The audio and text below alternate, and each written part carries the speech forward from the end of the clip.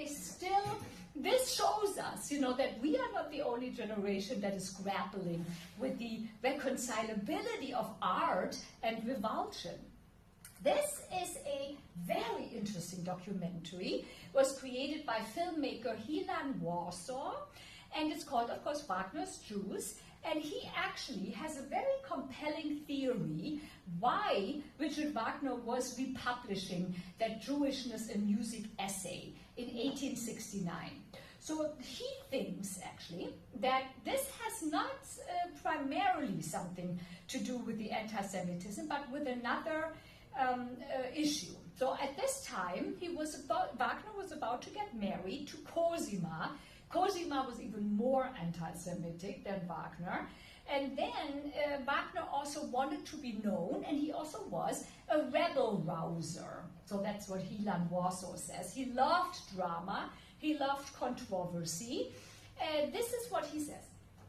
Wagner wanted to be the bad boy of the music world. And it could be true because a day before he publishes, or he republishes that essay, he gleefully, Wagner writes to his friend, Hans von Bülow, "This will cause a stink." So you could tell, so he really wants this. Here, nowadays, one would say he wants to do it for clicks, you know, in social media, he wants to do it for clicks. And so it really is interesting that in a twisted way, Wagner is using the anti-Semitism as a gimmick, rather, as a marketing gimmick. So altogether, I mean, he is really, as you can imagine, not a wonderful person, you know, from his character. But why is it that Richard Wagner belongs in our German musical canon? You know, Strauss, why is it that Richard Wagner is that embodiment of German culture, of German music?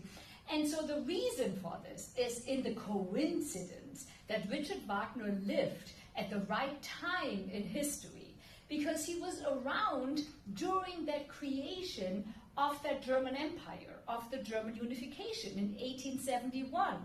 And especially after this, you have to see that, of course, Germany before 1871 was not a nation state. It was a conglomeration of like about 300 all different sovereign entities. You had kingdoms, you had bishoprics, you had duchies, you had free cities, you had all kinds of things. And then you have Bismarck, you know, who is, of course, let's see if we have him here. Yeah, he's a very important German person. He was the first chancellor in 1871. So he and the Prussian king are getting together. The Prussian king is being elated to emperor. And so all of Germany is being unified under.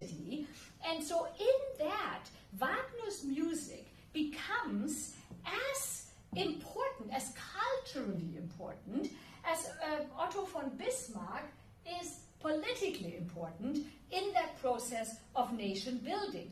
Because Wagner's music does two things that are decisive in the creation of the German identity. And so the first thing is that the music is, of course, a cultural code for German superiority.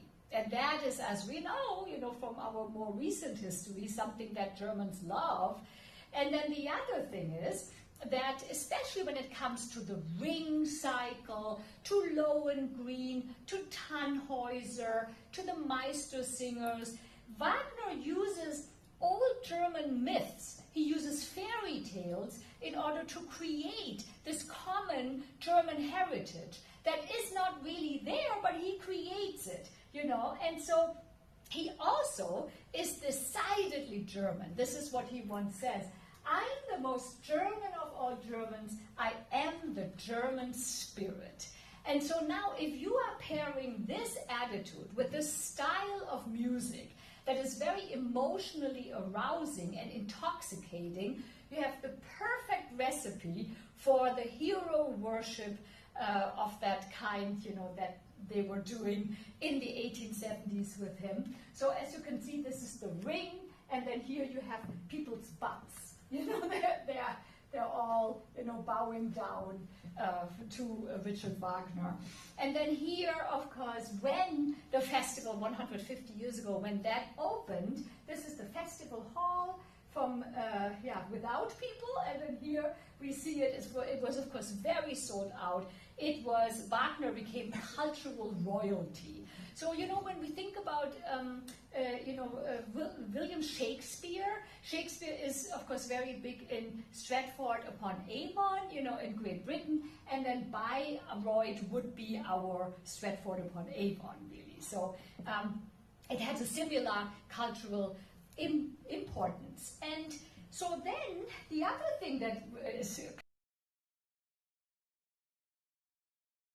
has an orchestra pit, because before the theaters were on the stage, but Wagner had this idea that he wanted to do the orchestra below so that it wouldn't kind of interfere with the action on the stage. And then of course everybody came. Here we see the Kaiser, that by the way is the grandfather of our Kaiser Wilhelm that we know, from the 20th century. And then, of course, here we have him. We have, of course, this guy. He was, as we know, he's also called the Mad King Ludwig. So at this point, he's already a little, little crazy. But then, altogether, he was really the quintessential German artist. And then, of course, when it comes to the people in America, they were also quite fascinated by him. So this here is from 1903, and this is when the Met in New York performed Parzival for the first time.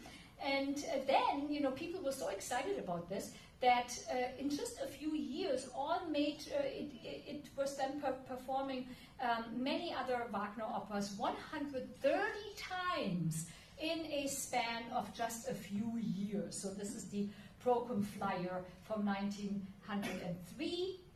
And then in the 23 years between 1891 and 1914, Lohengrin, and I would say that Lohengrin is, I guess, one of the most beloved ones when it comes to Wagner. Lohengrin was performed over 1,100 times in a manner of 23 years in France, whereas when you think about Meyerbeer, Giacomo Meyerbeer, who helped Wagner to establish himself, years earlier, he was really, we have forgotten about him, especially also in France. There were only 300 Meyerbeer performances when you have over 1,100 Wagner performances.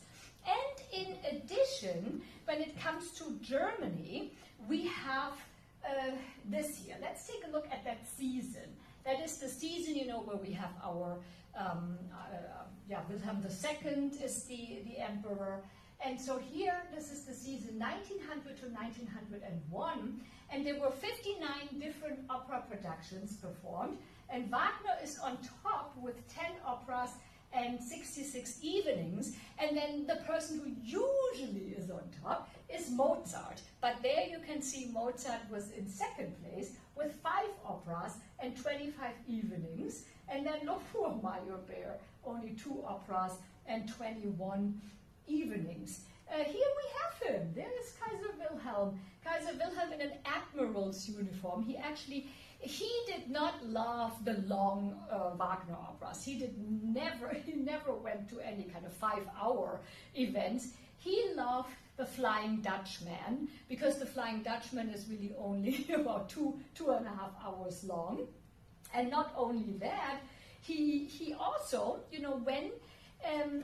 so he was of course big with ships and so on.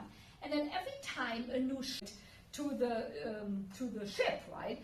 And so that product, that sparkling wine, was only from a company that was from Germany called Söhnlein, because their sparkling wine was called Rheingold. And of course, Rheingold is the first installment of the ring cycle. So it's all about that, you know. So then here we see Wagner's 100th birthday, 1913. We have a stamp that was issued, but of course, as you can see, he is sharing the limelight with the king, with the Bavarian king, who at that time has also passed away. He only lived for 40 years, you know. He died very early on. And then this is 1903. We have a Wagner statue that is being opened or dedicated to the public in Berlin. This is what it looks like nowadays.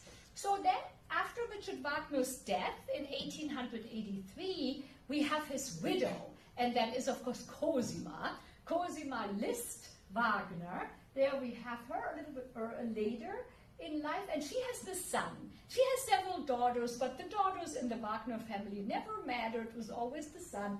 What is his name? Siegfried. Of course it is Siegfried, you know, because that's a very big name for Wagner enthusiasts.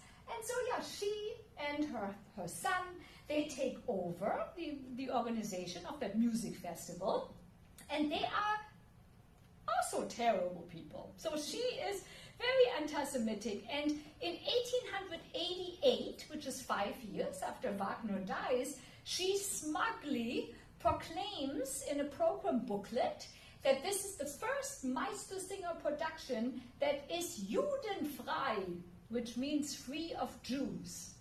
So you can tell what she's like. And so then, of course, we have the First World War, and then subsequently the German defeat that was not only, you know, sending the Germans into a national crisis, but also affected the Wagner festival and the Wagner family.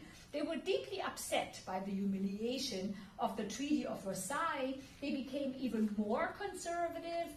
And then, of course, there's in the 1920s, you have these terrible economic difficulties. So that's why the festival had to take a 10-year break. It was then reopened in the mid-1920s under Siegfried's leadership. Siegfried, by the way, was homosexual. And he was still married, though. He was married to this woman, and this is Winifred. Winifred was originally from England, but she had like German relatives, and then her parents died, and so then as a girl she moved to Germany, and then that is why she was basically also German, right? And so then they had several children, and so how did she meet Hitler? Very interesting introduction, because there was a piano manufacturer, by the name of Bechstein. So we still have that. It's like the German Steinway, you know, it's the Bechstein pianos, and then he dies, and then Helene, who is the wife, she gets all the money, and she actually is becoming a good friend of the very young Adolf Hitler. And then in 1923, Hitler is, of course, trying to overthrow the Weimar Republic with the putsch, with the beer hall putsch that's happening on November 9th, 1923. So then Hitler has to go to prison. He's in prison in Bavaria for 8 months, and then because of the fact that Winifred, who is at that time a young woman, Winifred had, of course, met Hitler through the Bechsteins, she then visits him and says, is there anything that I can bring you? And then he says, no, maybe paper. If you could bring me paper, that would be great. And so the next time she visits him, she brings him paper, and that's the paper on which he's writing Mein Kampf. So that's that story that then in 1925, like 2 years later, was published. Yeah, so there you can see how they are all mashed together, you know. And then, of course, especially when Hitler comes to power, this is then a love fest with them. You have Winifred, and then here we have Winifred's sons. We have here's one son, and then this is the other son. And these sons are, in a way, they are growing up with Adolf Hitler, you know, because look, Hitler is visiting them all the time. He also is, you know, as we know, he fancied himself an artist, you know, so he's always, he's giving money, he's giving 30,000 marks to the festival, but he also then wants to kind of tell them, you know, what kind of opera should be performed and so on, what the sets should look like. But you can see there, they are, I would say, even pre-teens, and there they are a little bit older, but yeah. So they called him Uncle Wolf. She had the two boys, and then she had these two girls. This is Verena, and then this one, she's interesting. This is Friedelind. And Friedelind is the black sheep of the family, because when the war starts, Friedelind leaves and she comes to America. And there she writes a book about how terrible Hitler is. And of course you can imagine, poor Winifred, you know, now has to look Hitler in the eye after the daughter writes this terrible book, you know. And so then she becomes 50. I mean, that was a whole. That was created by the two boys. So yeah, then we have I'm Done. I'm Done. And he had for many, many years been the musical director of the Bayreuth Festival. And he said, no, I am never going to do this again. And he was, at the time, actually, he was in New York, he was also in Israel working a lot and so on. And so he then said, no, all this anti-Semitism is too much for me. And he writes a letter to Winifred, and Winifred is so distraught about this that she shows the letter to Hitler, and Hitler writes him and asks him to please reconsider. Can you imagine? Hitler doesn't have anything else to do in the late 30s than to write to Arturo Toscanini. But Toscanini is staying strong, and so that is why Goebbels has to find another musical director, and they find him in Richard Strauss. Richard Strauss, at the time, you can tell, you know, he was born in 1864. He has nothing to lose anymore. He's in his 70s, and he's like, sure, whatever. So then he's becoming the new musical director. So then, of course, Richard Wagner's music is not for the faint of heart. I mean, not everybody in Germany loved it. So here we have, by 1940, the Nazis basically have taken over that festival. And so then there's this leisure organization in Nazi Germany. It's called Strength Through Joy, the KDF as we call it. And they filled the seats with, not with the usual cultural elite that would go there, but with people, you know, normal people, with soldiers, with injured troops, and so on. So they were distributors of that, were trying to sell them. So then, during World War II, something else interesting happens, and that is that although the Nazi leadership, of course, still wanted Wagner to be played, the performances became fewer and fewer, especially while the war was becoming more and more detrimental, you know, for the Germans. They were not interested in that really kind of serious music. They were more interested in operettas, in waltzes, music from Johann Strauss and so on. Paul Linke is also one of these people who are doing the, not like Oompa music, but like lighter fare. So here we see the Wagner performances in the opera houses in Germany. He is still very strong in the 1920s with almost 1,800 performances per year. Then in the 1930s it goes down to 1,500, and then of course when the war is happening it goes down to 1,047. There was one very appropriate occasion when Wagner's music was played, and that was on this day.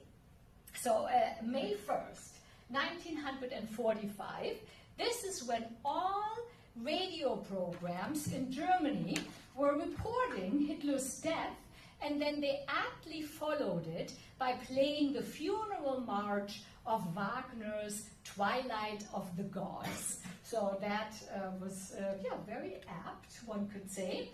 Bayreuth was not spared by the bombs. The festival theater itself was luckily not hit, but Wagner's house. Wagner's house went from this to this, so that was not good. And then the Americans, because the Americans were, of course, occupying Germany with the other allies, and then they were in southern Germany, and they were taking this all over. Then the festival theater was now used as a music venue for the American troops that occupied Bavaria. And they turned one of the houses on the Wagner compound. There were more than just his place, but one of them they turned into an officer club for a full dozen years. And then this is really quite an interesting picture from the summer of 1945, where an American soldier is playing, of course, on Wagner's Steinway that he had. So yeah, that's quite an iconic picture.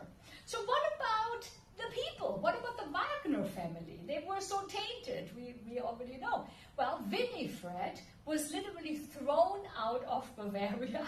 Well, she was thrown out of Bayreuth, but then she spent the next 12 years in a very tiny Bavarian village in the Alps.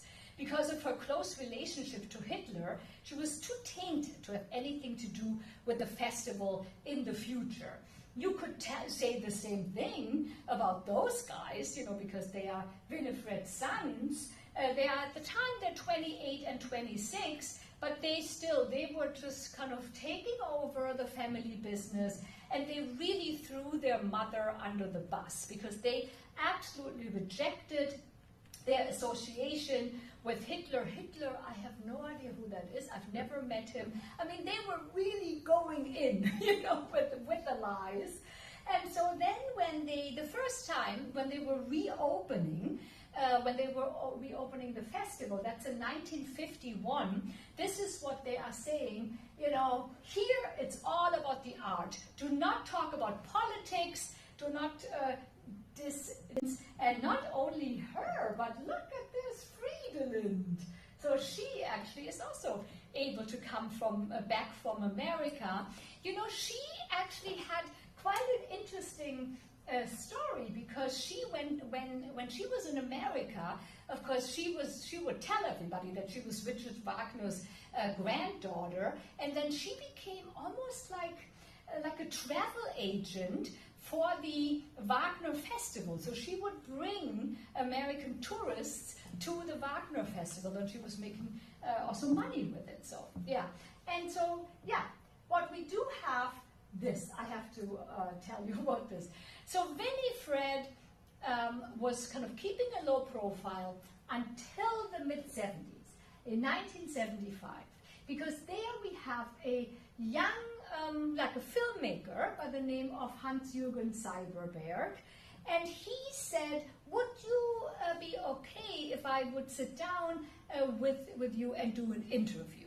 And Winifred said, sure. She did not talk to her sons about it, she just sat down, and they had a conversation that was over 5 hours, and so she would say things like, listen, I'm now going to tell you this very story about Hitler, but don't film me while I do that. And he's like, sure. And he's filming her, and she's too old to actually realize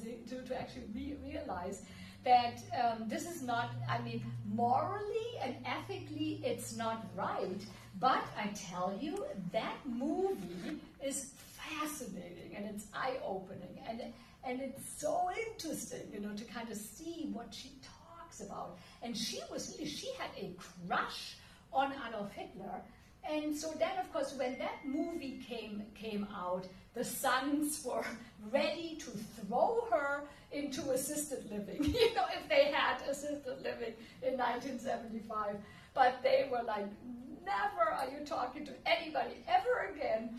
And so she did stay true to her Nazi roots, and we see her here a couple of years later when she is a model for this man, which is Arno Breker, and he was, of course, also Hitler's not private, but he was doing a lot of work for Hitler too. So yeah, and then a couple of years later, she passed away, and then we have, of course, one of the brothers also had a heart attack, so he died relatively young. And then you have the other brother, and that is Wolfgang. And here with Wolfgang getting older, and he has, of course, several wives, as they always have. They have the wives and they have the kids. So she is the youngest daughter, Katharina. Katharina has a sister who is, funnily enough, 35 years older than she is. So it's quite the family. And so he pegs her to be the new boss of this festival. And this is happening in like 2010, because he passes away in 2010 or 2010. And so she still is that. She's still, I don't know if she owns it, but the thing is, of course, when it is a private festival, but nothing in Germany is private in that sense, because the state of Bavaria is paying lots of money, lots of subsidies. 40% of the entire cost of that festival are being paid for by the taxpayers. So, and every year you have about 58,000 tickets that are available, but you have about 500,000 people who actually want to come to these performances. So the tickets are very sought after. This woman, you see here, this woman never had any problems getting a ticket, because this, as we know, is Angela. Like to go to the soccer matches, and there are like 60,000 people in the Olympia Stadium or so on. And these people who are coming to these places, they are, to the manor born, basically. So, and then, look, who is there? Me! But I'm not to the manor born. I actually had a friend who had a ticket, an additional ticket, and so she was asking me if I wanted to come, and I said, of course. And so this was a great event that I was there in 2016. So this is 10 years ago, and there, look, everywhere in the city of Bayreuth, you have like Richard Wagner sitting on all kinds of things. And then, look, and he also had a beautiful dog. He loved dogs, and so of course they had to recreate that. So then, when we think about the Wagnerians, like the Wagner fans, they are still around. You have all kinds of Wagner societies. I lived in Chicago for many years, so I would do presentations for the Wagner Society of America. They are in Chicago. And then, of course, we have Wagner Society de Lima. Then we have one in Washington, in Queensland even, in Australia, and then also in Tokyo. So people are quite excited. I wanted to, before we come to the end, I wanted to tell you about the fact that, of course, Germany's Nazi past, after like 80 years, it still casts a long shadow, not only on us Germans, but also on the Wagner Festival and also on the Wagner family. This is Yevgeny Nikitin. I don't know if you have ever heard him sing. He is a wonderful opera singer from Russia.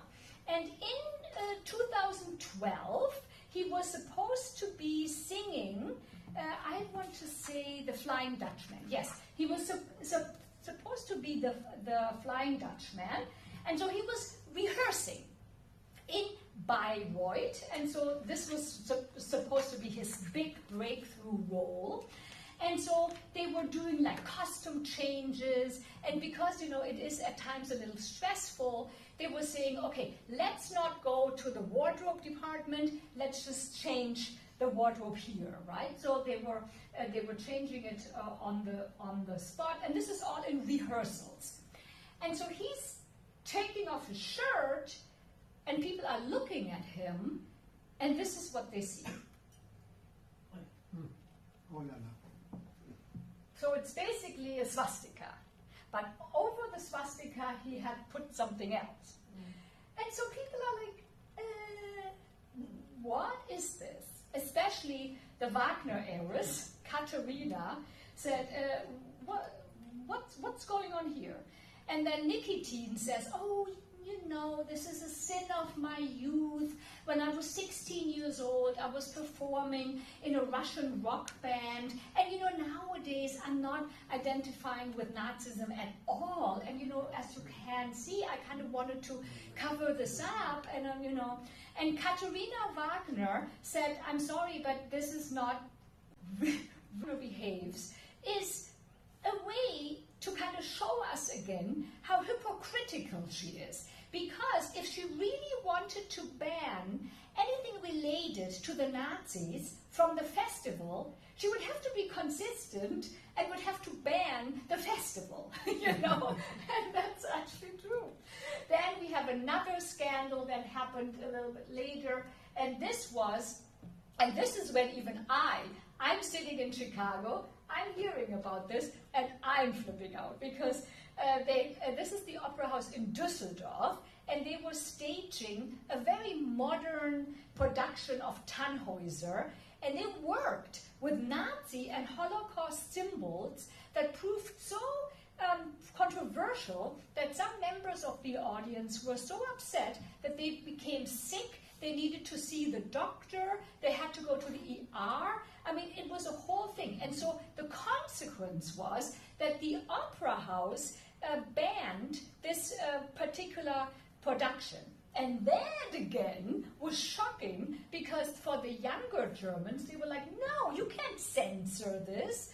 But because the thing is that we in Germany, we grow up knowing that, from in November of 1945, the Allied forces created a law, and that law is still in effect. And that law says that in Germany, you're not allowed to deny the Holocaust, but you also, what is also criminal, is that you are walking around with a swastika or with kind of Nazi symbolism.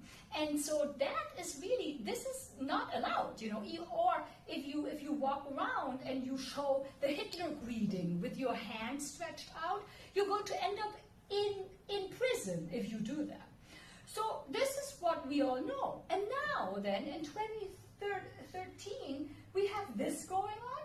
What's this, So that is why I then wrote a letter to the government of North Rhine-Westphalia, which of course is where Düsseldorf is. And I said, what's going on? And then they said, well, you're totally right with this law, but there are two exceptions, and the exceptions are education and art. Aha, okay, so that's a new thing that I learned there.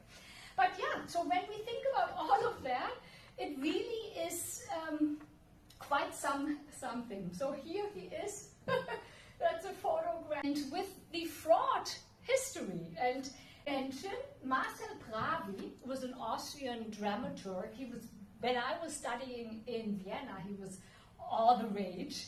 And so he said Richard Wagner was born on May 22nd, 1813, and never died. Powerful. So yeah, thank other art, music, history, current events classes, and we are at the V, which is also in Aventura, every Wednesday at 11 a.m. And of course, our main campus is the one at FIU here in North Miami. But yeah, are there any questions when we think about the tainted legacy of Richard Wagner? The one thing you're talking about how do you separate the art from the artist? Yeah. I don't know if anybody else saw it, but W. Kamau Bell, he's on CNN, he produces and TV. He did 2 hours on Cosby. Oh. If you have 2 1 hour, part 1, part 2. And, he said for himself it was so difficult, growing up watching the Cosby Show and listening to his humor and all that, and then what follows after that, the bad side of the man. He says, it took him a long time to reckon with hating the man, but not like hating the Cosby Show. Right. Yeah. So I guess the same concept. applies, and Michael Jackson, like you Michael said, and whatever. Yeah. That's all. Yeah. Yes. What is the name of the movie about Wagner? About Winifred.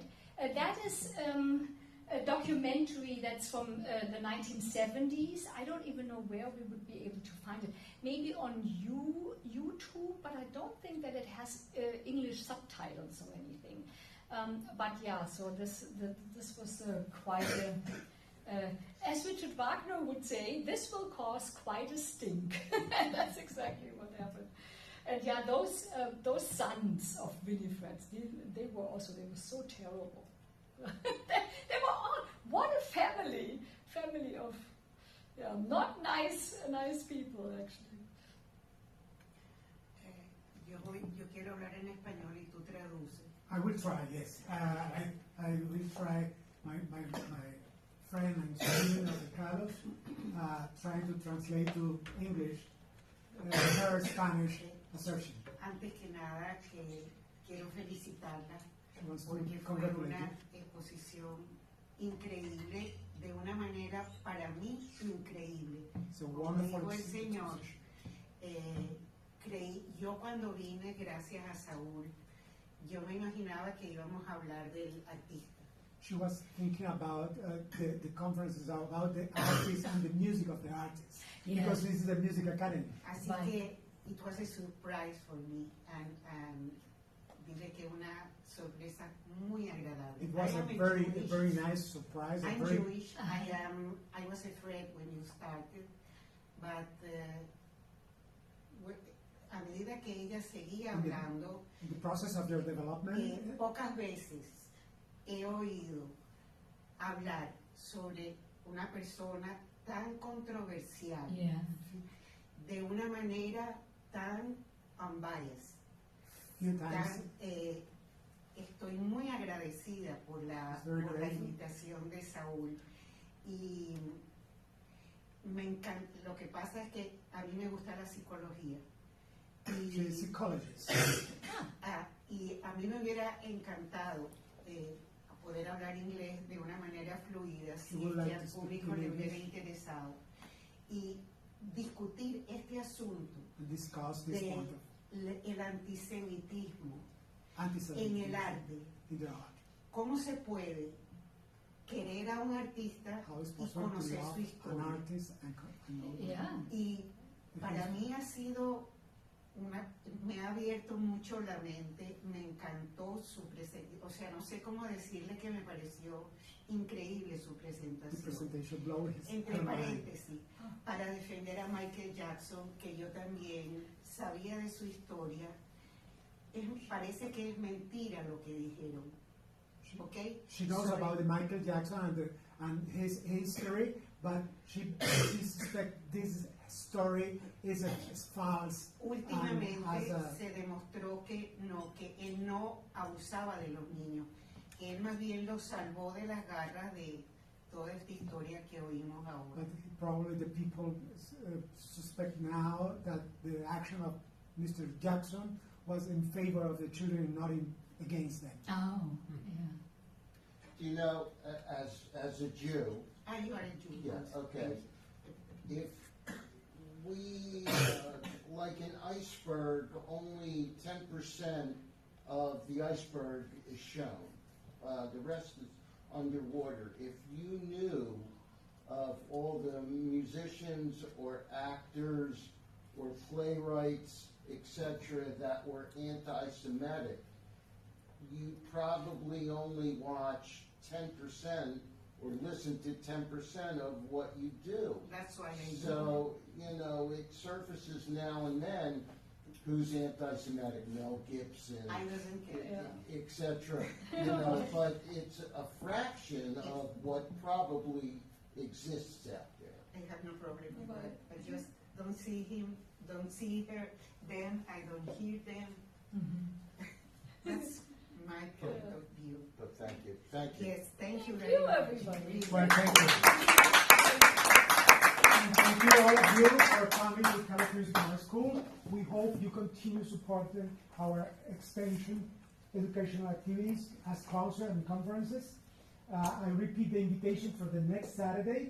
The concert of Mr. German I McCannell would Doctor like- from Wisconsin University, I wanted to offering his version your, of your name Johann and Sebastian your, Bach, because you know cello, I would solo like that you suites. give this Thank you for coming. Thank you. This Saturday here. Thank you, Annette. to a Jewish The next